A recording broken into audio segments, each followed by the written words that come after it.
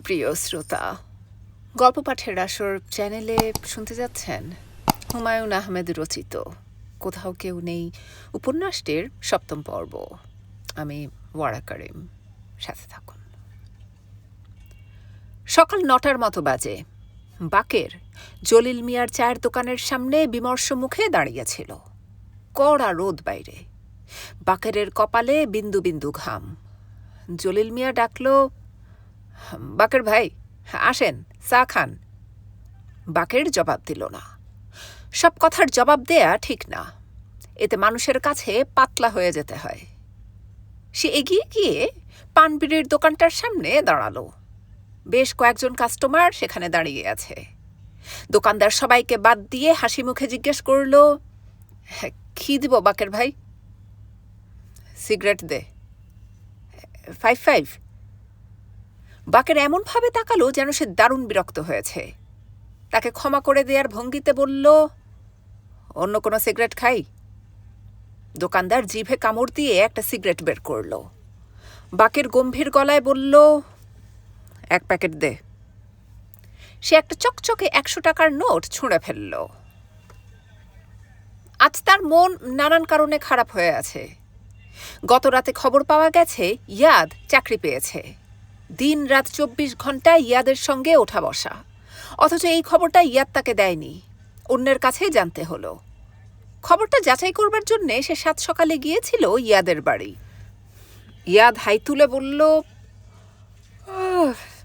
আর কতদিন এমনি এমনি ঘুরবো? হ্যাঁ, আর চাকরিটাও খারাপ না, ঘোরাঘুরি আছে, টিএ পাওয়া যায়।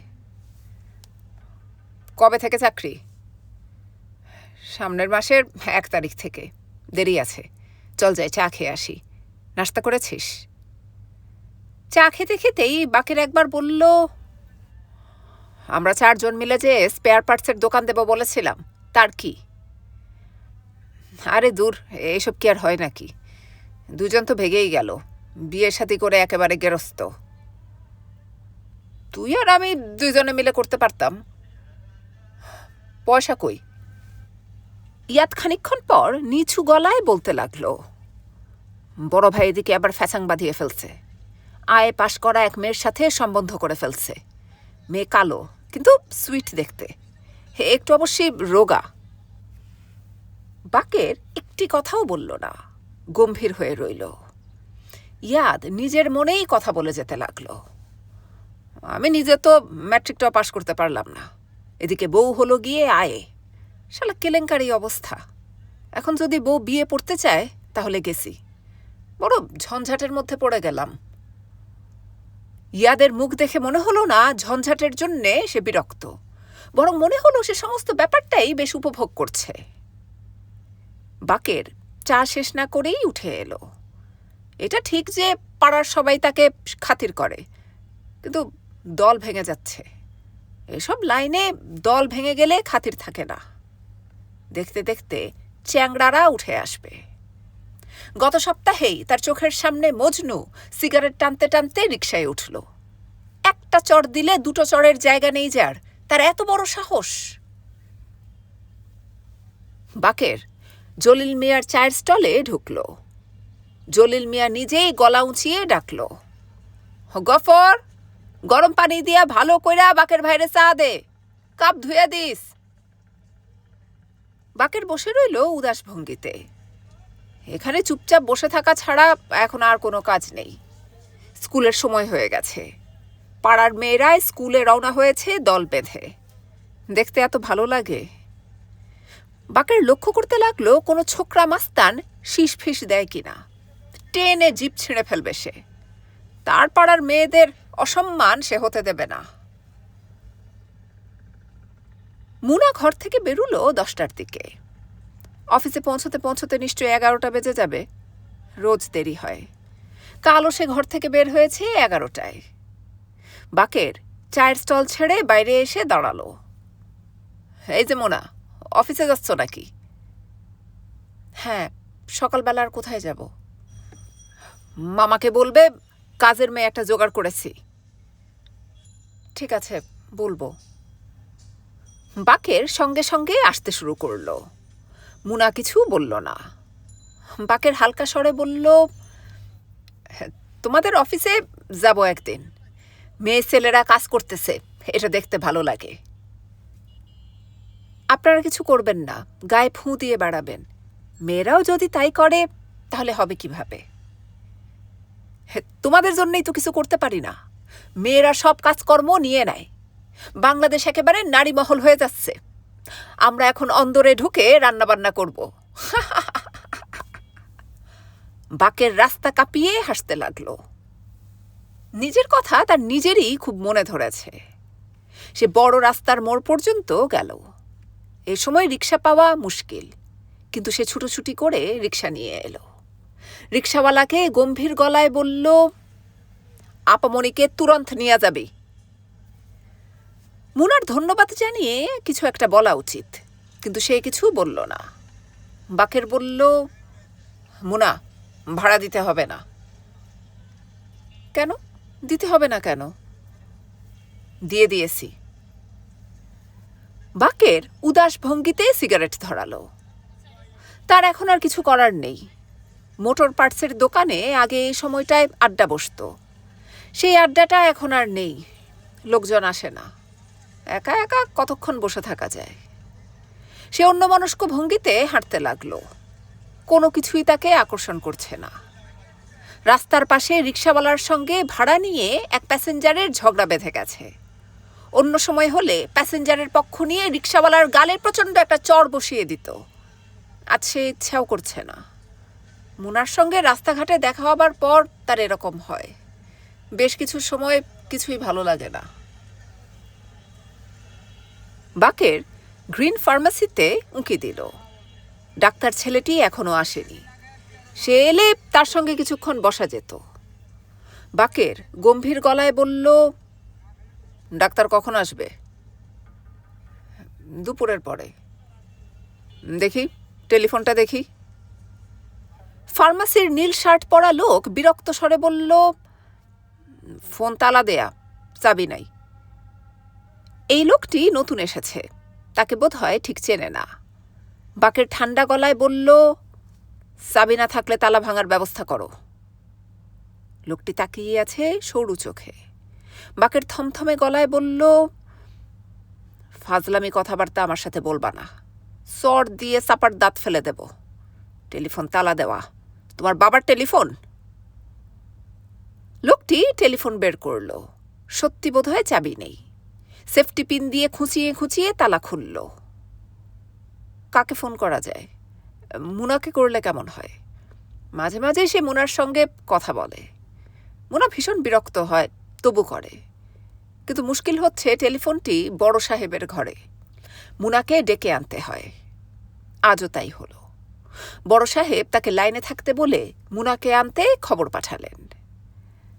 হ্যালো, আমি বাকের। কি ব্যাপার? রিক্সা ভাড়া দাওনি তো? আমি অলরেডি দিয়ে দিয়েছিলাম। সে তো আপনি আমাকে বলেছিলেন, আবার টেলিফোন কেন? তোমার কাছ থেকে আবার সেকেন্ড টাইম ভাড়া নিল কিনা সেটা জানা দরকার। রিক্সাওয়ালারা যা হারামি হয়। আর কিছু বলবেন? হ্যাঁ, না, তোমাদের বিয়ের ডেট হয়েছে নাকি? না, এখনো হয়নি। হ্যালো মুনা, আমার কানেকশন আছে। আমি হাফ প্রাইসে একটা কমিউনিটি সেন্টার ভাড়া করে দেব। জাস্ট 10 দিন আগে আমাকে বলতে হবে। ঠিক আছে, বলবো। এখন টেলিফোন রাখি। হ্যালো, শোনো, তোমাদের ওই ফ্যানটার কিছু করা গেল না। অসুবিধা নেই, যেটা আছে সেটা ইউজ করো, নো প্রবলেম। ঠিক আছে, এখন রাখছি, আমার কাজ আছে। মুনা টেলিফোন নামিয়ে রাখল। বাকের অলস ভঙ্গিতে চেয়ারে হেলান দিয়ে বসল। একটা খুব ঠান্ডা দেখে পেপসি নিয়ে আসো তো, বলবে বাকের ভাই চায়। নীল শার্ট পরা লোক পেপসি আনতে গেল। বাকের রাস্তার দিকে তাকিয়ে বসে রইল। শওকত সাহেব অফিসে এলেন লাঞ্চের পর। সবাই তখনও লাঞ্চ সেরে ফেরেনি। অফিস ফাঁকা ফাঁকা। শওকত সাহেবের মনে হলো সবাই তাকে এড়িয়ে চলতে চেষ্টা করছে। ডিসপ্যাচ সেকশনের মল্লিক বাবু তাকে দেখেই হঠাৎ করে যেন ফাইলপত্র নিয়ে ব্যস্ত হয়ে পড়লেন। শওকত সাহেব বললেন, ভালো আছেন মল্লিকবাবু? মল্লিকবাবু অতিরিক্ত ব্যস্ততার সঙ্গে বললেন, জি ভালো। আপনি ভালো তো? বড় সাহেব আছেন? আছেন, অফিসেই আছেন। যান না, গিয়ে দেখা করুন। শকত সাহেব বড় সাহেবের কাছে গেলেন না। যাবার সাহস সঞ্চয় করতে তার সময় লাগবে। ছোকরা মতো একটি ছেলেকে দেখা যাচ্ছে ক্যাশ সেকশনে। নতুন অ্যাপয়েন্টমেন্ট হয়েছে নাকি? মল্লিকবাবু বললেন, চা খাবেন? জি না। ক্যাশ সেকশনের নতুন ছেলেটি আর চোখে তার দিকে তাকাচ্ছে। তার খবর শুনেছে বোধহয়। জসিম সাহেব ঢুকলেন। খুব ফুর্তিবাজ লোক। রসিকতা না করে 1 সেকেন্ডও থাকতে পারেন না। শকত সাহেবকে দেখে তিনিও কেমন যেন হকচকিয়ে গেলেন। শুকনো হাসি হেসে বললেন, হ্যাঁ, কি ভালো? জি ভালোই। দেখা হয়েছে বড় সাহেবের সঙ্গে? জি না। দেখা করতে বলেছেন? হ্যাঁ, না, কিছু বলেননি। তবে আমার মনে হয় দেখা করা উচিত। ইনকোয়ারি কমিটি রিপোর্ট দিয়েছে। শকত সাহেব কাঁপা গলায় বললেন, কি রিপোর্ট? জসিম সাহেব উত্তর না দিয়ে তার ড্রয়ার খুলে কি নিয়ে যেন ব্যস্ত হয়ে পড়লেন। বড় সাহেবের কাছে কি এখনই যাব? যান, এখনই যান। দি আর্লিয়ার দি বেটার। শকত সাহেব ভীত স্বরে বললেন, কিছু শুনেছেন রিপোর্ট সম্বন্ধে? জি না ভাই, কিছু শুনিনি। তিনি কথাটা বললেন মাটির দিকে তাকিয়ে। তার মানে এটা মিথ্যা। সরাসরি চোখের দিকে তাকিয়ে কেউ মিথ্যা বলতে পারে না। মিথ্যা বলতে হয় অন্যদিকে তাকিয়ে। বড় সাহেব মানুষটি ছোটখাটো, হাসি খুশি ধরনের। সহজে রাগ করেন না। কড়া ধরনের কথা বলতে পারেন না। কিন্তু তিনিও গম্ভীর। শকত সাহেবকে দেখে মুখ অন্ধকার করে বললেন, ইনকোয়ারি কমিটির রিপোর্ট ভালো না, শুনেছেন বোধহয়। শকত সাহেব মূর্তির মতো বসে রইলেন। ইনকোয়ারি কমিটির সুপারিশ হচ্ছে, যে টাকার গড়মিল দেখা যাচ্ছে সেটা আপনি যদি 10 দিনের ভেতর ফেরত দিয়ে দেন তাহলে আপনার বিরুদ্ধে কোনো পুলিশ অ্যাকশন নেওয়া হবে না। আর তা না হলে কেস পুলিশে হ্যান্ডওভার করা হবে। বুঝতেই পারছেন, একটা কেলেঙ্কারি ব্যাপার হবে। আপনি টাকাটা ফেরত দিয়ে দিন। টাকা আমি কোথায় পাবো স্যার? বড় সাহেব সরু চোখে তাকিয়ে রইলেন। আমি স্যার কিছুই জানি না। এটা তো শওকত সাহেব ঠিক বললেন না। আপনি জানেন না এটা হওয়া সম্ভব না। কাজটা করেছেন কাঁচা। আমি নিজেও ইনকোয়ারি কমিটির একজন মেম্বার। এটা ভুলে যাচ্ছেন কেন? থানা পুলিশ হলে একটা বেজ্জতি ব্যাপার হবে। তার হাত থেকে বাঁচার ব্যবস্থা করুন। শুধু শুধু এখানে বসে থেকে সময় নষ্ট করবেন না। হেড ক্লার্কের কাছে ইনকোয়ারি কমিটির রিপোর্টের কপি আছে, সেটা নিয়ে যান। ভালো করে পড়ুন। বকুলের বিয়ের কথাবার্তা হচ্ছে, এই খবরটি বকুল কাউকে বলেনি। টিনা ভাবিকে পর্যন্ত না। অথচ বকুল অবাক হয়ে লক্ষ্য করল ক্লাসের সবাই এটা জানে। সেকেন্ড পিরিয়ডে ইংরেজি আপা আসেননি। সবাই খুব হইচই করছে। অনিমা গিয়ে এক ফাঁকে বোর্ডে লিখল, আজ বকুলের গায়ে হলুদ, কাল বকুলের বিয়ে। দারুণ হাসাহাসি শুরু হলো। হাসতে হাসতে একজন অন্যজনের গায়ে গড়িয়ে পড়ছে। বকুল বেঞ্চে মাথা রেখে কেঁদে ভাসাতে লাগল। ফোর্থ পিরিয়ডে ছুটি নিয়ে চলে গেল টিনা ভাবিদের বাসায়। ভেবেছিল 5টা পর্যন্ত থাকবে। কিন্তু টিনা ভাবির দেশের বাড়ি থেকে লোকজন এসেছে। বাসা ভর্তি মানুষ। কিছু কিছু দিন এমন খারাপভাবে শুরু হয়। বাসায় ফেরার পথে ডাক্তার সাহেবের সঙ্গে দেখা হয়ে গেল। এই যে বকুল না, এরকম মাথা নিচু করে কেন হাঁটো? গাড়ির নিচে পড়বে। বকুল কি বলবে ভেবে পেল না। এসব পেপসি খেয়ে যাও। জি না, পেপসি লাগবে না। লাগবে না কেন? লাগবে। আসো তো, চলো ফার্মেসিতে গিয়ে বসি। যা গরম। গরম কোথায়? আজ তো ঠান্ডা। এই তো কথা ফুটছে। আমার তো ধারণা ছিল তুমি কথা বলতেই জানো না। জানবো না কেন? বকুল অবাক হয়ে লক্ষ্য করল সে বেশ কথার পিঠে কথা বলছে। কয়েকদিন আগে তুমি কি শাড়ি পরে কোথাও গিয়েছিলে? নীল শাড়ি? টিনা ভাবির বাসায় গিয়েছিলাম। আমি চিনতেই পারিনি। সারাক্ষণ ভাবছিলাম চেনা চেনা লাগছে, অথচ চিনছি না কেন। আচ্ছা বকুল, বলো তো, কাদের পথে দেখলে চেনা চেনা মনে হয় কিন্তু আসলে ওরা চেনা নয়? বকুল অনেক ভেবেও কিছু বলতে পারল না। ডাক্তার ছেলেটি হাসতে হাসতে বলল, টিভি বা সিনেমায় যারা অভিনয় করে ওদের রাস্তায় দেখলে চেনা চেনা মনে হয়, ঠিক না? আমি ওদের কাউকে কখনো রাস্তায় দেখিনি। আমি অনেককে দেখেছি। সুবর্ণাকে দেখেছেন কখনো? না, তাকে দেখিনি। আমি দেখেছি। আমি আর অনিমা একদিন নিউ মার্কেটে গিয়েছিলাম। তখন তাকে দেখলাম কাগজ কিনছে। প্রিন্টের সাদা শাড়ি পরা ছিল। বকুল প্রায় 5টা পর্যন্ত ফার্মেসিতে একটি টুলের ওপর বসে বসে গল্প করল। এতটা সময় গিয়েছে সে নিজেও বুঝতে পারেনি। বাসায় ফিরতে ভয় ভয় লাগছিল। তার মনে হলো বাবু নিশ্চয়ই আজও দেখেছে এবং হয়তো মুনা আপাকে বলে দেবে, কিংবা কে জানে বাবা নিজেই হয়তো দেখেছেন। তিনি মাঝে মাঝে 5টার দিকে অফিস থেকে ফেরেন। বেছে বেছে হয়তো আজই ফিরেছেন। বকুল ছোট্ট একটা নিঃশ্বাস ফেলল। বাড়িতে কেউ নেই। বাবা, মুনা আপা, বাবু কেউই ফেরেনি। 10-11 বছরের একটা কাজের মেয়েকে দেখা গেল। তার নাম সখী। এরকম অদ্ভুত নাম কোনো মানুষের থাকে নাকি? যতবার তার নাম ধরে ডাকা হয় ততবারই এমন হাসি লাগে। লতিফা একসময় বিরক্ত হয়ে বললেন, ওকে সখী না ডাকবি, সখী ডাকছিস কি? যে নাম ওর বাবা মা রেখেছে সেটা ডাকবো না? না, ওই নামে ডাকতে হবে না, সখী না ডাকবি। মেয়েটা খুব কাজের। অল্প সময়ের মধ্যেই ঘর দুয়ার গুছিয়ে ঝকঝকে করে ফেলেছে। বকুলকে জিজ্ঞেস করল চা খাবে কিনা। লতিফা চিন্তিত মুখে বললেন, এই মেয়ে বেশি দিন থাকবে না। যারা কাজ জানে তারা এ বাড়িতে বেশি দিন টেকে না। লতিফার শরীর আজ বেশ ভালো। অনেকদিন পর তিনি আজ রান্নাঘরে ঢুকে হালুয়া বানালেন। সবাই চায়ের সঙ্গে খাবে। গরম পানি দিয়ে ভালো মতো গোসল করলেন। তার শরীর বেশ ঝরঝরে লাগছে। বকুল বলল, তুমি গোসল টোসল সেরে এমন সেজে গুজে বসে আছো কেন মা?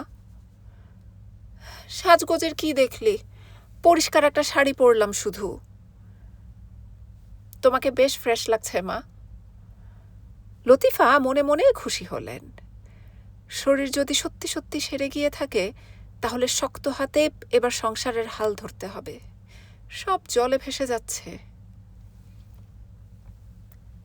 বকুল, কি তোর রেহানা আপা আর আসে না ক্লাসে? আসবে না কেন? রোজই আসে। তোর বিয়ের কথা কিছু বলে না? না। তুই নিজে নিজে জিজ্ঞেস করিস না? কি যে বলো তুমি মা, আমি কি জিজ্ঞেস করব আমার বিয়ের কি করলেন আপা? লতিফা হেসে ফেললেন। মনে মনে ভাবলেন, বড় কথা শিখেছে তো এই মেয়ে। মেয়েরা কত তাড়াতাড়ি বড় হয়ে যায়। কয়েকদিন আগেও ফ্রক পরে ঘুরে বেড়াতো, আজ বিয়ের কথা হচ্ছে। হয়তো সত্যি সত্যি বিয়েও হয়ে যাবে। জাপানে না কোথায় চলে যাবে এইটুকু মেয়ে। হ্যাঁ, একদিন তারও ছেলে মেয়ে হবে, ওদেরও বিয়ের বয়স হবে। লতিফার চোখ ভিজে ওঠার উপক্রম হলো।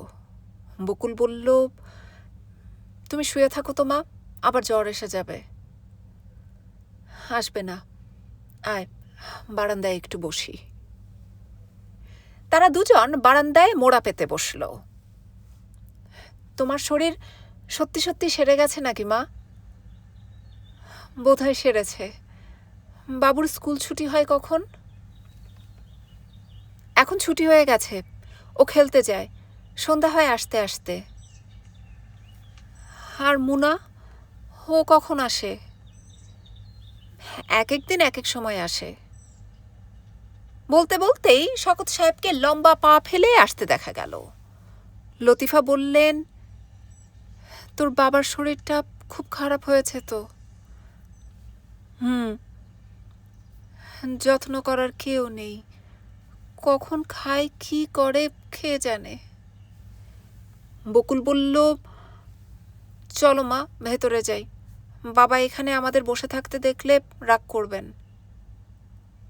শওকত সাহেব কিন্তু রাগ করলেন না, এমনভাবে ওদের দিকে তাকালেন যেন ঠিক চিনতে পারছেন না।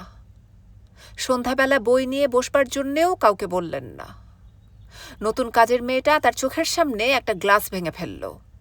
তিনি শুধু মৃদু স্বরে বললেন, কাজকর্ম সাবধানে করবি। অন্য সময় হলে এর জন্যে চড়চাপড় মারতেন, চেঁচিয়ে বাড়ি মাথায় তুলতেন। রাতের বেলা খাবারও খেলেন নিঃশব্দে। মুনা একবার বলল, তোমার শরীর ভালো তো মামা? ভালো। অফিসের ঝামেলা মিটেছে? মিটেছে। লতিফা বসেছেন ওদের সঙ্গে। আশ্চর্যের ব্যাপার হচ্ছে, এখনো তার জ্বর আসেনি, মাথা একটু হালকা লাগছে, এছাড়া শারীরিক আর কোনো অসুবিধা নেই। তিনি নিজেও ব্যাপারটা ঠিক বিশ্বাস করতে পারছেন না। বকুল বসেছে তার পাশে। তিনি একবার বললেন, দেখ তো আমার গা গরম কিনা। বকুল বলল, না মা, অসুখটা তাহলে বোধহয় সেরেই গেল। তার চোখ চকমক করতে লাগলো। শওকত সাহেব খাওয়া শেষ করে উঠবার সময় বললেন, মুনা, তুই একটু শুনে যা। অফিসের ঝামেলার ব্যাপারটা মুনা শুনল।